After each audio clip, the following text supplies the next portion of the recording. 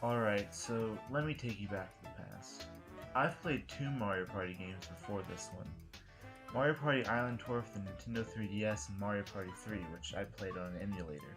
Even then, I played both games such a long time ago I can barely remember if I even had fun or not, but I'm sure I did. I'm not a Mario Party aficionado, I'm not even a Mario Party fan. If you're trying to see how good of a Mario Party game this is, you came to the wrong place. But if you're trying to see how good of a game this is of its own merits, buckle up because this game is interesting. I'm going to start by saying that I think games like Mario Party are at their core inherently not that good. The entire game is built on the framework of luck. Much like card games, there are strategies to be put in place, but even then the roll of the dice makes or breaks your entire life in this game. But that doesn't mean you can't still have fun. The way I see it, it's more about the journey you take to the end than it is the results you achieve. However, the end-all be-all for a lot of consumers on whether or not they get a game is content. So let's dive right into what you get out of Super Mario Party. Super Mario Party contains 4 playable boards: Womp's Domino Ruins, King Bob-omb's Powder Keg Mine, Mega Fruit Paradise, and Kamek's Tantalizing Tower. Each of these boards has 2 versions, one for the basic party mode and one for the partner party mode, although the actual shape of the board does not change. I understand that a lot of people are upset by there only being 4 boards, and I guess I wouldn't know what it's like to have tons of boards in a Mario Party game, but for me, the 4 were enough.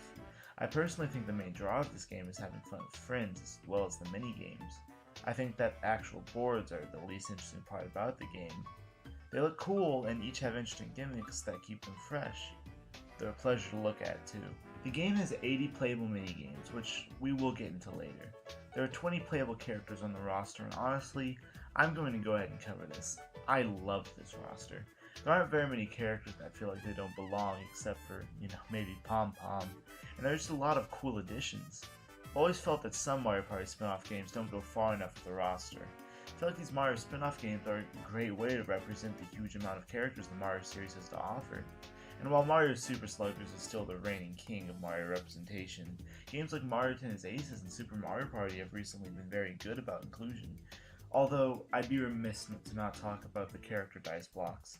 Each character gets their own personal die to use along the classic 1, 2, 3, 4, 5, 6 dice block. This is a cool addition on paper, but in practice, it can lead to character imbalances. I hate how there are stats in Mario Party Deluxe, for example. It's a casual game, I just want to sit down and have fun without having to worry about what loadout I'm using. I feel like Mario Party characters should just be cosmetic, the character you want to use. Some characters in this game have pretty bad dice blocks, like high risk, high reward type blocks, where half the dice block is a 0 and the other half is a 7 to 10. Other characters have really good or at least average dice blocks. With Daisy's, for example, you'll always roll 3 or a 4, which is really good. With my main Monty Mole, his dice block is the same as the stock, but with +1 coin instead of a 1-space move. On paper this sounds useless, but it gives you an option for if you don't want to move forwards 1 space no matter what. The overall new dice blocks are cool, but can feel unfair at times, so I prefer to play without them by simply agreeing not to with friends. If only I could play Gentleman's Rules with AI. Anyways, back to content. There are 5 main modes. There's the basic party mode, no description's really necessary. There's Partner Party, a 2v2 mode where you play on the same 4 boards, but with free movement around the level. This is technically a new mode, but I've been told by friends that the core gameplay mechanics I borrowed from Mario Party Star Rush. It's a really fun mode, especially when playing with just one friend against AI. The next mode is River Survival, a 4-player co-op mode where you paddle your way through a branching river. It can be a bit repetitive if you play it over and over again, and I can't imagine it being all that fun playing with friends, especially since most of the minigames feel, well, almost like they aren't meant to be 4-player. I don't even know how half these work with 4 players. Do you all have to lift the net at the same time in net worth? Or move the diamond card at the same time in the same direction in minor setbacks? I don't know. This mode can be a fun distraction, but it may just be the weakest of the main 5 modes.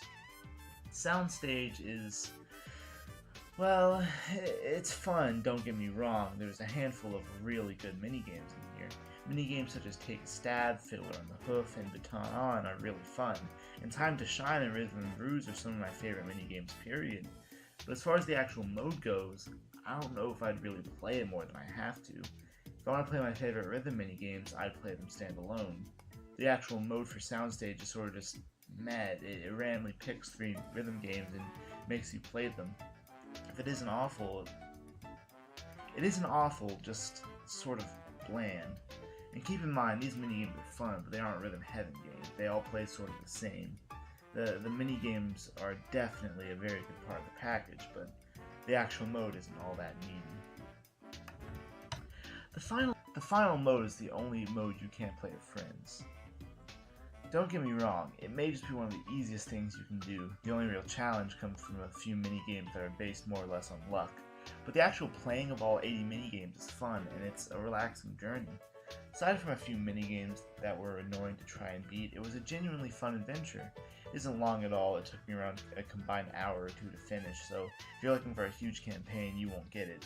But much like Mario Tennis Aces, the single-player campaign isn't the main focus at all, more like a side experiment. Now, back to the minigames. Holy cow, are these minigames fun. I don't think there's one that I hate to the very core of my being. There are some that I don't like as much, but for the most part, they're all very fun to play. I'd say that for me, these 80 minigames can constitute a huge reason for picking this up. In summary, I think Super Mario Party is a really fun experience, even when playing alone. The minigames are a joy to play, and the game looks really good. Seriously, somehow this may be the best looking game on Switch. The graphics are beautiful. Sometimes I get caught up in the awe of how good a minigame or a part of the map looks.